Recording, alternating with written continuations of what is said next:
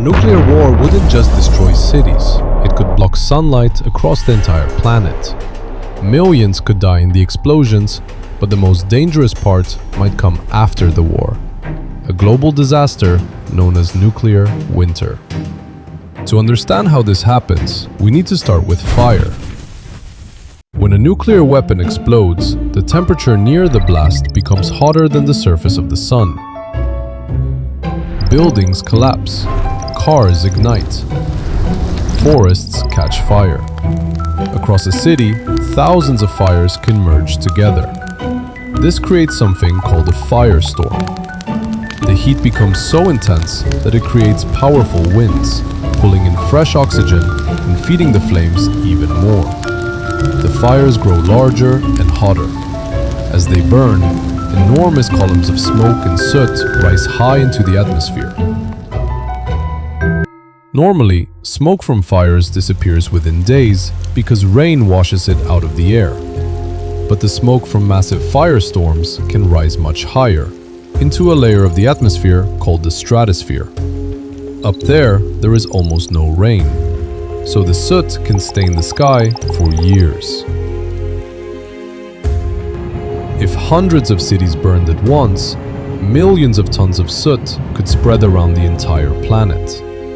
And that soot would block sunlight. When less sunlight reaches the Earth, the planet cools. This is nuclear winter. Even a small drop in sunlight can affect the climate. But in the nuclear winter, the drop could be dramatic. Temperatures would fall across much of the world. Summers would become shorter and colder. Rainfall would decrease. Droughts could spread across continents. But the greatest danger would be food. Almost everything we eat depends on sunlight. Plants need warmth, rain, and stable growing seasons. Without them, crops fail. Much of the world's food is grown in a few extremely productive regions. Places like North America, Europe, and parts of Asia produce enormous amounts of grain that feed billions of people. If nuclear winter cooled these regions enough, crops could stop growing entirely. Global food production could collapse. And humanity stores surprisingly little food. In most countries, food reserves only last a few weeks. Without new harvests, shortages would spread quickly. Prices would rise. Countries might stop exporting food to protect their own populations. Within a few years, billions of people could be at risk of starvation. Even countries far away from the war could suffer. Scientists are still studying exactly how severe these effects would be, but most climate models agree the consequences could be catastrophic. Nuclear winter would not last forever. Over time, the soot would slowly fall out of the atmosphere. Sunlight would return. The climate would recover. But the damage to human civilization could last for generations. Which leads to one uncomfortable conclusion.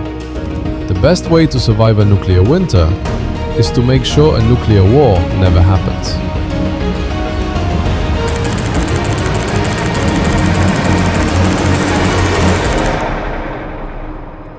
Smoke blocking sunlight, temperatures dropping, global food systems collapsing.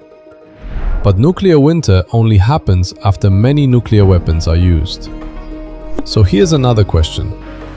What would happen if just one nuclear weapon exploded? Not a global war, not thousands of bombs, just one detonation in a major city. What would people see? What would happen in the first seconds, the first minutes, the first days? In the next video, we'll follow the moment a nuclear weapon explodes in a city and explore what that would really look like for the people living there. Because nuclear weapons aren't just numbers and statistics. They are about people.